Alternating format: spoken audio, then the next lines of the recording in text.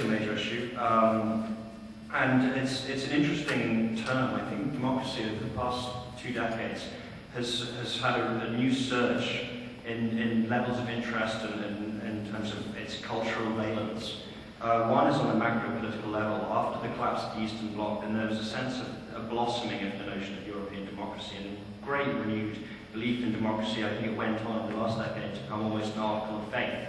This notion of democracy and the Christian ideology was strongly tied to it, and it led to some probably rather ill-advised wars on the grounds, which were marketed on the basis of democracy. At the same time, that the macro-political level of engagement in democracy was going on, democracy also gained a huge cultural valence on the micro-community level, which can be linked back in a very profound fashion to the internet, which is the great cultural change of certainly our lifetimes.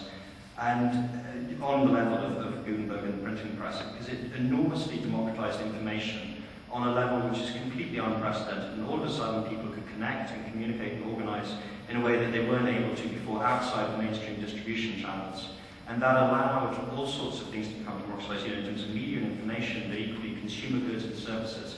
And on many, many levels, the internet allowed suppliers of a whole range of different ideas and products to communicate more directly with their users. And at the same time, as the Web 2.0 phase came in, and interactivity between the users and the upper levels came forward, and there was a much greater sense of user empowerment within the virtual space. And that concept has translated itself into the actual notion of the agency of people and people power, which has had an awful lot of faith in this idea of the micro, and the micro being able to bypass major institutions. We see it in lots of initiatives. There's microfinance in the developing world, there's the whole notion of micro-political acts, of shopping cart democracy, micro-communities, micro-governance. A lot of this is connected aesthetically to this notion of small is beautiful, and the microprocessor is a fundamental element in this whole conception of the micro level of engagement and the local level of engagement.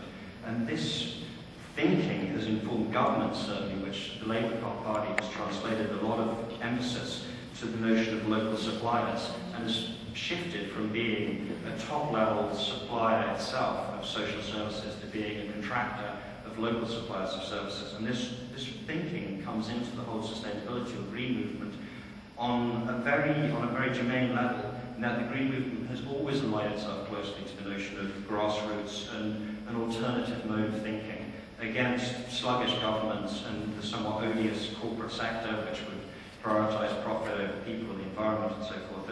And the green movement always wanted to engage directly with people on the local level and relate to the local environment, rather than having this abstracted capitalist system of globalization. And so green communities, unsurprisingly, in the way that they've developed on the spatial level, when we look at eco-towns, and there are a couple of significantly larger community. A student usually has a boyfriend or a girlfriend, has a number of friends, has a family. In a nutshell, in Torino, although I'm based in Japan, we say that at the Politecnico di Torino, which is a technical university, every time we talk to a student, we talk to at least 4 people. We have 20,000, 25,000, 27,000 students. It means our message basically reaches 100,000 people. University of Torino, which is the other big university in town, has about 70,000 students, which means probably they are reaching about 300,000, 400,000 students.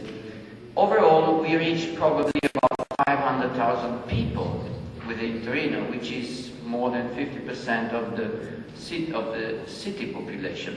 Then the message becomes important not only for the students but for the community.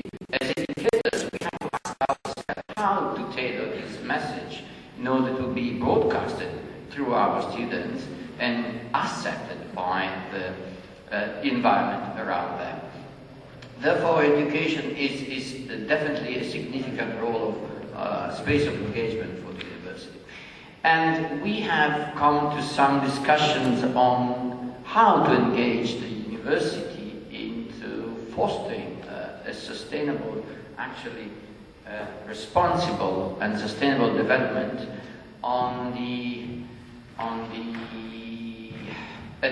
let's take a step back. If we look around us, as educators at university, we should train the leadership. Are we happy with the leadership we have delivered in the last couple of years, or 10 years or 20? I'd rather say no. Maybe they are good at facing what's happening in the world, but there was something that did not go as it should have gone. I don't know how, but certainly did not. So our role as those who educated, who trained the leadership, hasn't sufficiently delivered what we were expected to. So we were wondering, okay, if we put university professors who are by definition anarchists, if you put 2 university professors in a room, you will have 100 ideas, 200 assessment tools, and all of them are the best. If you put together rectors or presidents, which are to some extent the outcome of a process of selection within the university, then you have even more strong ideas. Then we decided it was a good opportunity to engage with the rectors, and the opportunity was given to us by the G8 University Summit that was organized for the first time last year in Japan and Sapporo. That's why I had something today's experience. The G8 University Summit is not a ministerial summit, right? It was started for the first time in Japan because the Japanese university system thought they had the right of some visibility. We have, as you might be aware, the G8 Summit of the research ministers, of the scientific research ministers, of the economic ministers, and so on, and then of course the head of states. Those are ministerials, are strictly bound by the protocols of the chancellors and so on. Universities are pretty flexible in that. The Japanese decided it was a good opportunity, and they gathered in Sapporo, which is a green place north of Japan, about 35 university rectors from the G8 countries and several other countries, including the O5 countries, especially China, India, Brazil, those countries that are not within the G8, but that you cannot forget and you should include, although we can discuss a lot of what is the definition of the developed countries that constitute, it's the foundation of the G8. Anyway, these rectors gathered, and there was long discussions, and it's interesting at the end, declaration that was signed, title says, Sapporo Sustainability Declaration.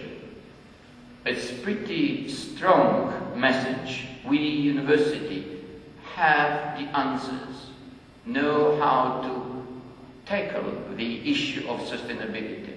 Now, I belong to a technical university, so I might be happy by that approach. But I clearly remember the Vice Chancellor of ANU, Australian National University, Yan Chao, saying exactly what us. And that was the time only of the subprime building up, not yet the economic crisis. And he said, we failed. And the president of École Polytechnique, of the La Sorbonne, was very unhappy because he said that all the discussion about the sustainable development was clearly missing in that forum, the Sapporo meeting, was clearly missing the issue of poverty, of inclusivity. So clearly there was a technology background which was leading the works at the Sapporo Declaration.